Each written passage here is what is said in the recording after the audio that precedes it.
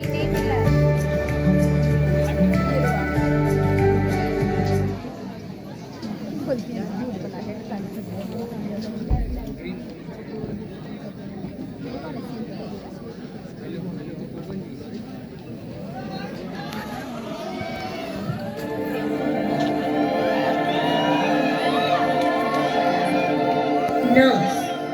just another word to describe a person strong enough to tolerate everything and soft enough to understand everyone.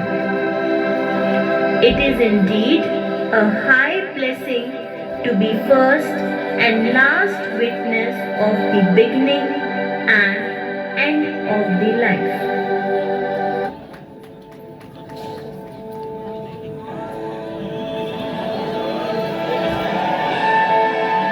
In ancient time, the hospital were horrible dirty places, and the sick were looked after at home, and girls were not preferred to take care of men. One who gives care, society did not look upon them. Care of sick was still too close to superstitions, religion, and magic. People used to believe on tantric much more than healthcare facilities.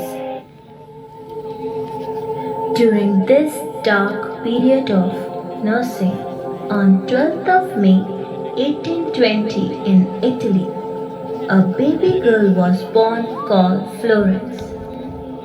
She was the daughter of well-to-do English parents and they wanted her to become a socialite, but she preferred to avoid it. Florence was active in philanthropic ministering to the sick and poor in the village near her home from very young age, but she determined to pursue her true calling. Later on, when she grew up, Nightingale approached her parents and told them about her ambition to become a nurse. They were not pleased and discouraged her in many ways. After much of the struggle with her family, Nightingale enrolled herself as a nursing student in Lutheran Hospital, Germany in the 1844. She returned to London after her studies and took a nursing job in Middlesex Hospital, London. She was highly dedicated and impressive in her performance and hence she was promoted as a superintendent within a year. In October 1853, war broke out between England and Russia, which caused massive casualty and injury to the soldier.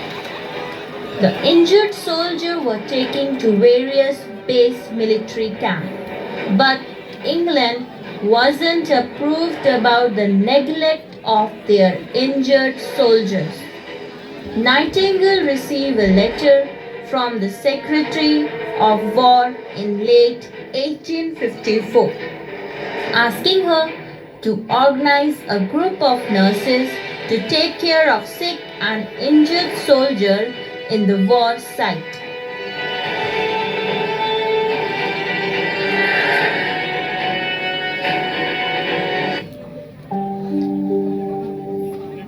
Nightingale daily assembled with the team of 34 nurses and they took care of injured soldiers when her duty was assigned.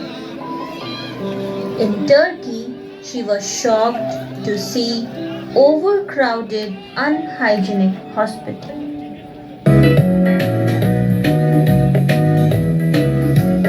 This place is so dirty and damp, said the lady with the lamp. It's a hospital, not a camp, said the lady with the lamp. So sweep the floors and change the beds, bandage broken eyes and legs.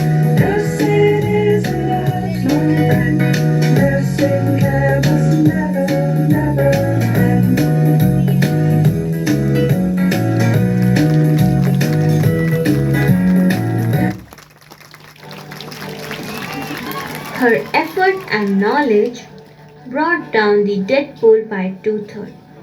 When she was back to London, she was welcomed as hero by Queen, who rewarded her work for presenting the ungraved robes that later she came to known as Nightingale. She was also given cash award of $250,000. She decided to use the reward money to further her cause. In 1860, she funded the establishment of St. Thomas Hospital, and within it, she started the first training school for nurses named as Nightingale Training School. Thereafter, Nightingale became a figure of public admiration. Young women aspired to be like her, and pupils of upper classes started enrolling at the training school. Thanks to Florence Nightingale, because of her, nursing profession reached great heights, in fact viewed as honorable profession.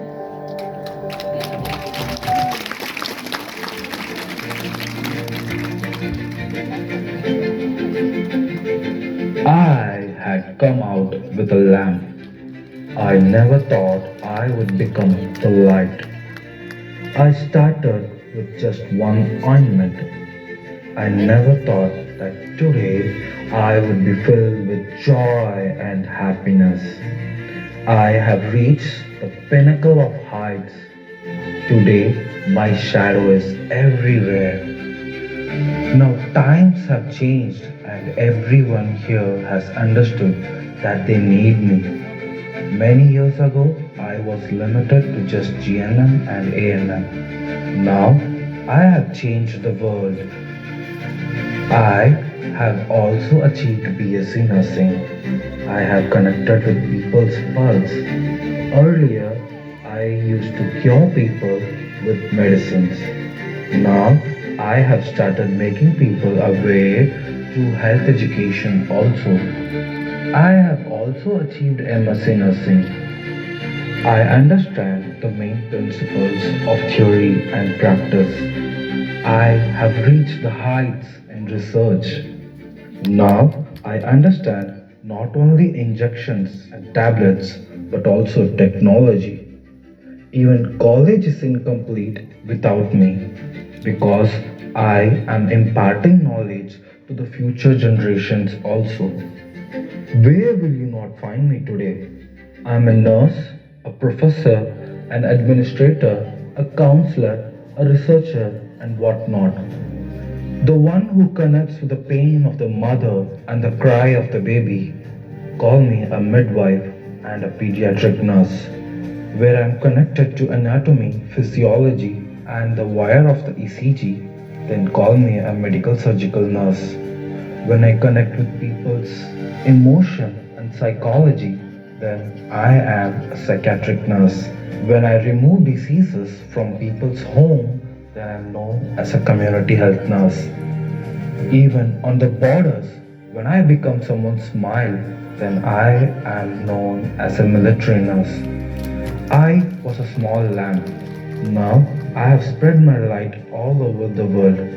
I am a nurse.